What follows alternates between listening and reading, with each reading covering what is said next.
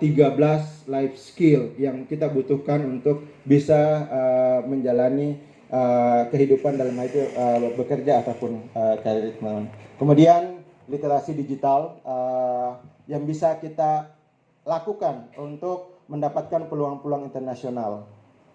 Karena saya selalu meng-highlight bukannya bahwa beda sekali antara meluangkan waktu dan hadapi waktu luang. Ya, kalau saya selalu memulai hari itu adalah 5 menit saya dedikasikan membuka satu website yang di dalamnya itu adalah semua tentang info beasiswa, info kompetisi, grants, dan itu saya lakukan meluangkan 5 menit untuk membuka itu sebelum saya scrolling ke TikTok, Instagram, dan sebagainya. Jadi karena ketika kita meluangkan waktu kita adalah benar mendedikasikan dan minimal adalah ketika saya membuka email saya, oh ada peluang nih untuk ikut lomba, ada peluang nih untuk dapat grant penelitian misalnya, ataupun exchange student. Minimal saya adalah kasih bookmark atau tandain, atau saya copy linknya kemudian masukkan di notes. Minimal adalah ada satu hal yang saya bisa follow up setelahnya. Dalam 5 menit itu bisa ada 10 link yang bisa kita baca atau informasi yang kita dapatkan teman-teman. Nanti di sesi di slide akhir saya akan kasih beberapa link website yang mungkin setelah ini bisa dikepoin dulu sebelum scrolling dengan sosial media. Next. Kalau kita lihat teman-teman, apa sih sebenarnya life skill education itu? Saya mau bertanya teman-teman, kalau lihat di atas ada kursi, berapa kakinya? 3. Kalau satunya patah, apa yang terjadi? Seimbang. Kalau duduk di situ, apa yang terjadi dengan kita? Jatuh. Bahasa Bugisnya? Bahasa Makassarnya?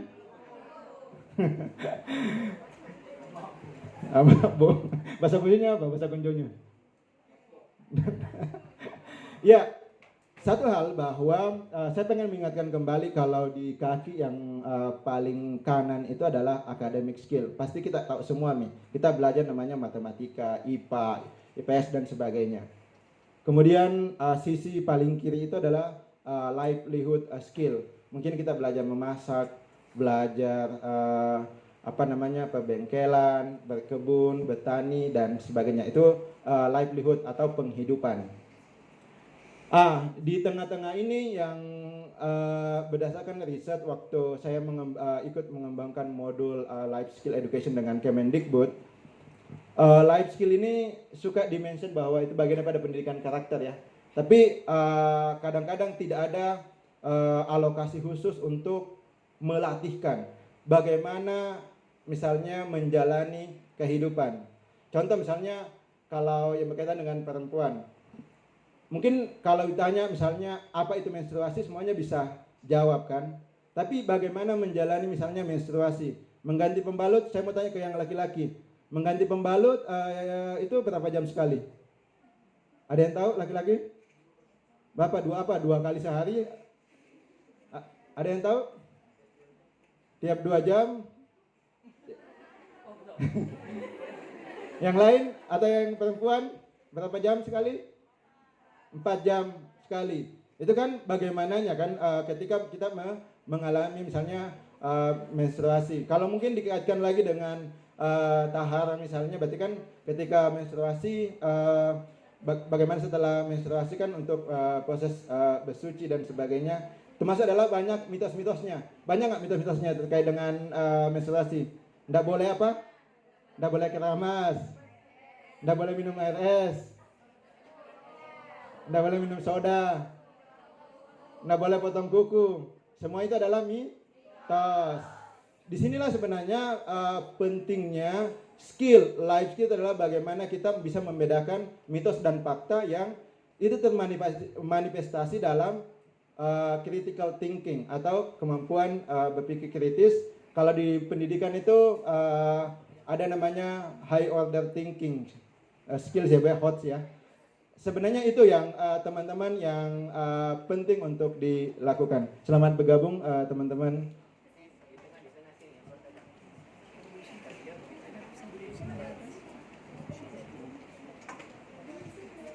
Ya, di tengah sini juga masih bisa. Ya, silakan dulu.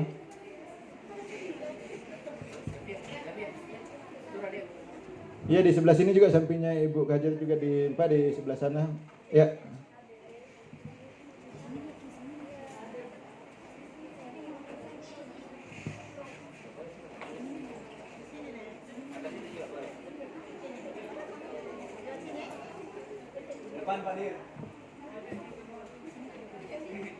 Ya, silakan ambil posisi dulu. Ya.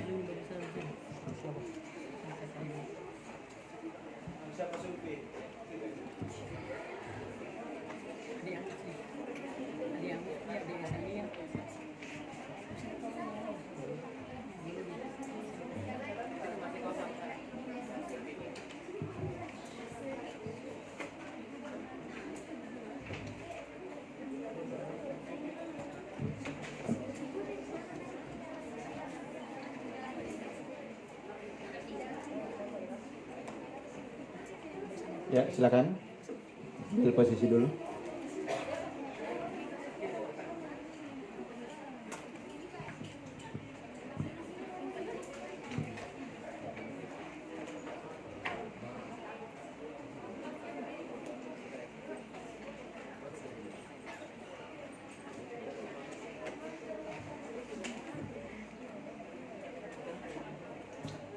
Oke, kita bisa lanjutkan. Masih pada fokus? Masih pada fokus? Oke, saya tes bedeng fokusnya. Coba ini ayam. Coba apa ini? Yang ini kucing. Apa yang ini? Kucing. Apa tadi? Ini? Yang ini? Kalau yang ini macan. Apa ya kalau yang ini? Oke. Yang ini. Coba kita ulang. Ini. Yang ini. Kalau yang ini. Oke, perhatikan kodenya. Fokus ya, perhatikan kodenya. Oke. Ini. Yang ini. Kalau yang ini. Ini. Ya, ayam. Pasti ada yang bingung, kan? Oke. Kalau yang ini. Ya, macan. Betul. Coba. Yang ini. Ini. Kalau yang ini. Ini. Ada yang bingung? Perhatikan kodenya. Masih ada yang bingung? Masih ada yang bingung? Coba kita ulang. Ini. Yang ini. Kalau yang ini. Ini. Oke. Ada yang bingung? Yang ini. Kalau yang ini. Oke, tepuk tangan, masih fokus. Kalau yang masih bingung tanya ke Disampinta. Tanya sama Kido Disampinta kalau masih bingung Ki, nanti penasaran Ki. Oke. Pak Sekjur penasaran Ki. Ada yang bisa jelaskan ke Pak Sekjur? Kuncinya adalah ini. Ya, kan ku bilang perhatikan kodenya. Oke, teman-teman, berarti masih fokus, alhamdulillah. Ya, halo. Oke, teman-teman, saya coba lanjutkan sedikit. Jadi, kalau kita kembali bahwa mungkin tadi ngobrol ya Bu ya, bahwa ada sangat penting sekali kaitannya antara life skill education dengan kemampuan literasi. Mungkin kalau literasi itu kan membaca, menulis ya. Kalau di pendidikan mungkin ya C1 itu lebih untuk masih level tahu ya Bu ya. Nah, tapi kalau di life skill ini diajarkan kita bagaimananya. Bagaimana, kenapa tadi saya tanya ke laki-laki tentang menstruasi, penting nggak untuk laki-laki juga tahu? Kenapa penting buat laki-laki? Untuk memahami, tepuk tangan dulu dong. Ya, untuk memahami perempuan, tidak membuli misalnya, atau adalah laki-laki itu adalah calon ayah kan? Ya, atau mungkin dia adalah abang yang punya adik perempuan yang mungkin butuh informasi tentang terkait dengan menstrual hygiene management. Jadi itu teman-teman. Next adalah kalau kita lihat bahwa boleh dibantu dibacakan yang keduanya keterkaitan life skill dengan literasi. Kedua, keterkaitan life skill dengan literasi. Literasi tidak hanya tentang kemampuan membaca dan menulis, tetapi juga mencakup kemampuan untuk memahami dan menggunakan informasi dalam konteks kehidupan nyata. Life skill mendukung literasi dengan mengembangkan kemampuan berpikir kritis, pemecahan masalah, dan pengambilan keputusan. Ya, kalau kita lihat contohnya tadi, ada namanya komunikasi, kerjasama, berpikir kritis, kemudian mengelola stres dan emosi. Penting nggak kita ini dalam kehidupan kita? Penting. Kalau saya mau tanya, emosi itu apa sih teman-teman? Kok marah doang? Ayo ada yang lain, apa itu emosi sih? Ekspresi. Apa itu emosi?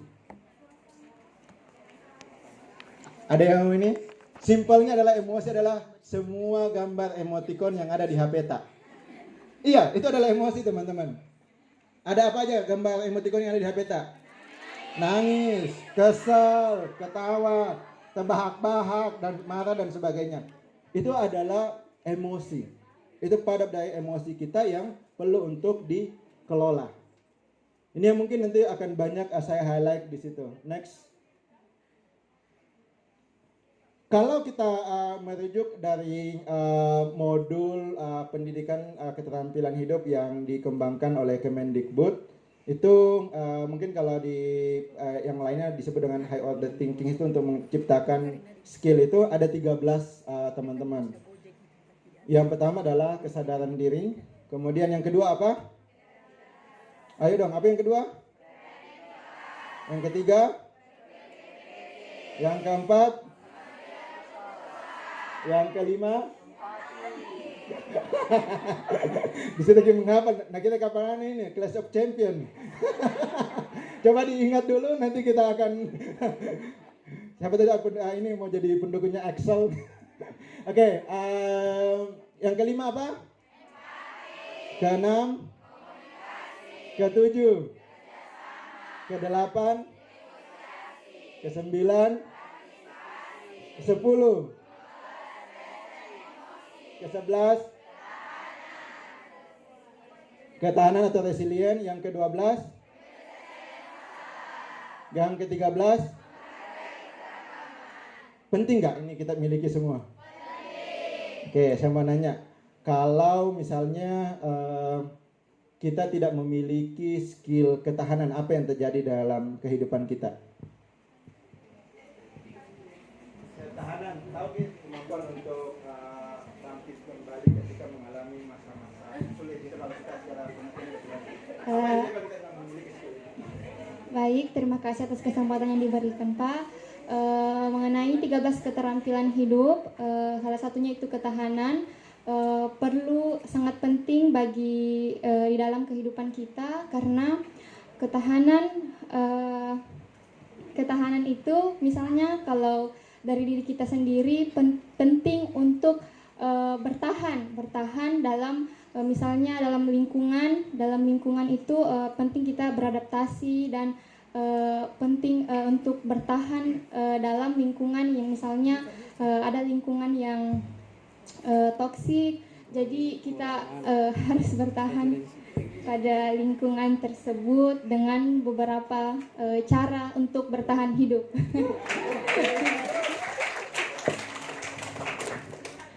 Kalau kita lihat di, saya mau ke bagian sini biar semuanya partisipatif.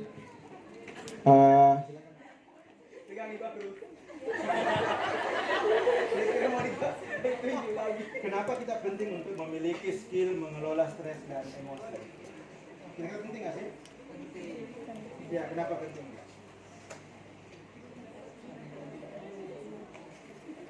Atau mungkin mau berbagi pengalamannya ketika mengalami stres dan emosi, bagaimana mengelolanya atau meresponnya, boleh cerita juga. Apa ini safe space ya teman-teman, kita sharing pengalaman dulu. Kalau pernah mungkin mengalami dalam kondisi stres atau tertekan atau mungkin lagi sedang emosi, bagaimana kita meresponnya dalam diri kita, atau apa yang dilakukan ketika untuk mengelola emosi kita atau stres kita? Atau nggak pernah jadi stres? Atau nggak pernah jadi emosi? Apa yang dilakukan untuk mengelola atau menjaga stres dan emosi biasanya dalam pengalaman hidup tak? Baik, saya akan menjawab dari pertanyaan tadi. Untuk menjaga keemosian kita dan menjaga emosi dan stres, kita harus mengelola diri untuk bisa menahan emosi sehingga tidak mengakibatkan stres. Baik, selesai.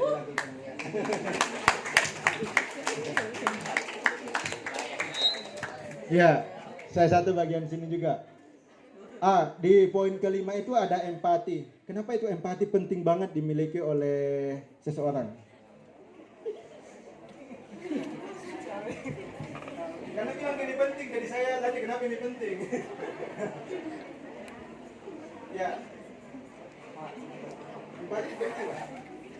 Iya, kenapa penting? Atau mungkin punya pengalaman menggunakan skill empati dalam keseharian kita mau dibagikan di sini. Kenapa itu kita penting memiliki empati? Mengapa kita penting untuk memiliki empati? Karena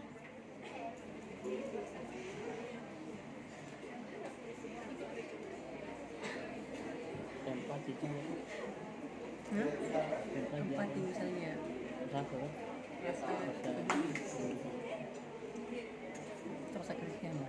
rasa kasihan, karena agar kita bisa peduli satu sama lain dan dapat menghargai perasaan satu sama lain.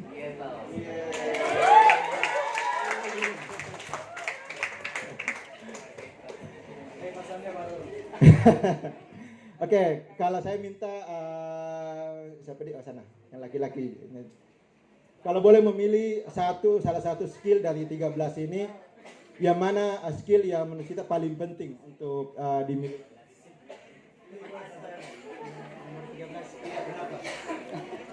Katanya nomor 13, kenapa penting? Jadi baik. Kenapa nomor 13? Karena menghargai adalah suatu hal yang penting bagi kehidupan. Kita tidak boleh merasa tinggi dan kita tidak boleh merendahkan orang lain. Oke, terima kasih teman-teman. Jadi ke-13 ini adalah dalam situasi tertentu bisa jadi satu atau dua skill itu bisa dipakai bersamaan. Kayak misalnya kemampuan kita dalam menyelesaikan masalah itu juga membutuhkan kemampuan komunikasi. Mungkin kan dalam organisasi misalnya atau dalam komunikasi dengan dosen, kemudian tiba-tiba ada hal-hal yang permasalahan yang dihadapi. Disitulah tadi kemampuan kita untuk melihat sebuah permasalahan, kemudian di situ ada proses mengkomunikasikannya, kemudian bagaimana misalnya pengambilan keputusan. Kita mungkin mengambil keputusan itu pun masih tahap kedua. Ada pilihan A, B, dan C. Dan disitulah kita menggunakan kembali adalah kemampuan berpikir kritis kita. Kalau saya mengambil A, konsekuensinya apa? B apa? Dan seterusnya. Kemudian disitulah baru mungkin ada proses juga partisipasi misalnya. Bagaimana dengan masukan yang lain. Kemudian baru adalah penyelesaian masalahnya selesai. Jadi satu skill ini bisa jadi tidak berdiri sendiri teman-teman, tapi bisa dalam satu situasi tertentu bisa digunakan secara bersamaan. Makanya penting untuk kita adalah melatihkan skill-skill ini dalam kehidupan pendidikan kita ataupun kehidupan berorganisasi kita ataupun dalam kehidupan di luar kampus. Empati tadi, menghargai perbedaan. Kita tidak akan pernah merasa mungkin akan baik-baik saja kalau kita tidak pernah menjadi namanya minoritas. Minoritas itu dalam artian nggak harus selalu dalam agama ya. Misalnya kita orang Bugis tapi tiba-tiba ada di lingkungan orang Padang misalnya. Itu kan kita juga minoritas ya secara budaya gitu kan. Dan disitulah kita belajar namanya melihat sekeliling kita, membangun empatinya kita. menghargai budayanya orang dan sebagainya. Itu teman-teman. Jadi kalau saya mencoba untuk menyimpulkan bahwa 13 skill ini adalah akan menavigasi kita bagaimana menjalani kehidupan. Resiliensi tadi itu adalah kemampuan untuk bangkit kembali ketika mengalami masa-masa sulit. Kenapa ini penting untuk dilakukan dan perlu untuk dilatihkan? Misalnya biasanya kalau dalam pelatihan yang panjang, saya biasanya mengajak untuk teman-teman untuk membuat namanya sungai kehidupan. Mengingat kembali masa-masa sulit dalam kehidupannya kita, misalnya kehilangan orang-orang yang kita sayangi, atau mungkin kita pernah merasa sakit yang berkepanjangan, dan tapi kan kita bisa melewati itu. Dan pasti di masa depan bisa jadi ada fase-fase kita akan bertemu kembali dengan masa-masa sulit, karena kehidupan itu kan ups and down ya, naik turun dan sebagainya. Tapi kalau kita sudah terbiasa mengelola, mempraktekkan skill ini tuh, di masa depan kita akan lebih bounce back, namanya lebih resilient ketika menghadapi masa-masa sulit itu. Next, ada pertanyaan dulu tentang life skill education atau keterampilan. Jadi gimana 13 itu penting atau tidak penting? Penting aja atau penting banget? Oke. Kalau kita lihat, karena kita adalah di komunitas kampus, bahwa cara melatihnya itu ada berbagai macam teman-teman. Di di dalam bentuk diskusi kelompok, kolaborasi, pastikan dari dosen juga mungkin sudah sering bikin kerja proyek bersama, dan di situ kan kelihatan ya yang teman-teman bagaimana menggunakan keterampilan hidupnya itu. Kemudian mungkin ada komunitas debat ataupun yang lainnya, itu juga hal-hal yang melatihkan kita. Termasuk mungkin di dalam dunia media itu adalah bagaimana membedakan hoax dan fakta, itu penting sekali teman-teman. Jadi kalau kita simpulkan bahwa implementasi life skill dalam literasi dapat meningkatkan kepercayaan dirinya kita. Kali ini paling fondasi awalnya, kemampuan beradaptasi dan kesiapan kerja individu. Next.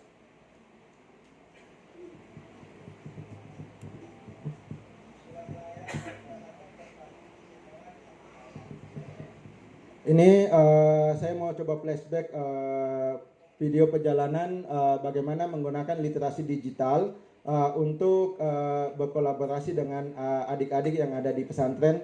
Jadi di salah satu video ini ada video Satka 8 tahun yang lalu ketika saya menjadi salah satu volunteer untuk bahasa Inggris di Pulau Selayar.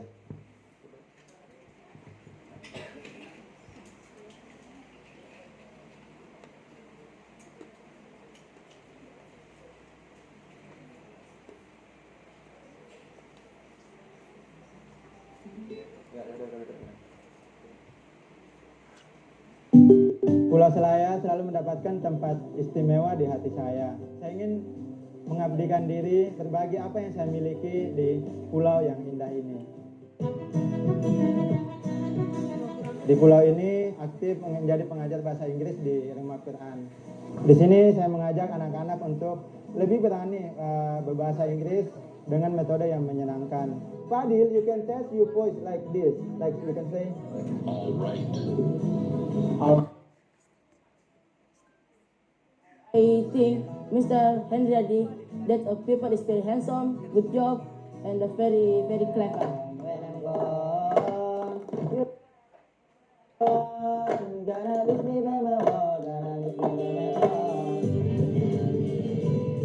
Kami setiap akhir pekan mengajak anak-anak ke alam.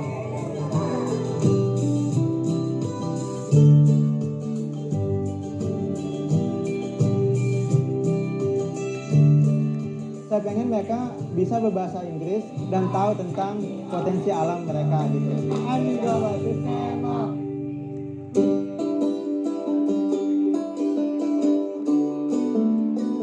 Selain itu, saya juga mendirikan Silajar Learning Center. Di Silajar Learning Center ini, kami mengumpulkan pemuda-pemudi Selayar untuk belajar bahasa Inggris, belajar teknologi, dan banyak hal tentang bagaimana pengembangan keterampilan.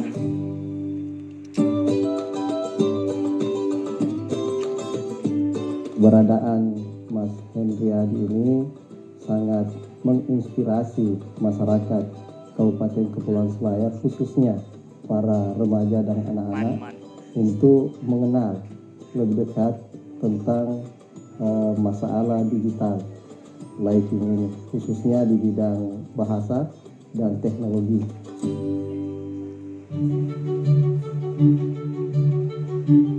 Berbagi akan sangat menjadi luar biasa ketika HP yang kita bagikan, dan itu akan diingat selama-lamanya kepada orang yang kita bagikan. Dan saya yakin dan percaya bahwa hidup hanya sekali. Oleh karena itu, sekali hidup, hiduplah yang berarti.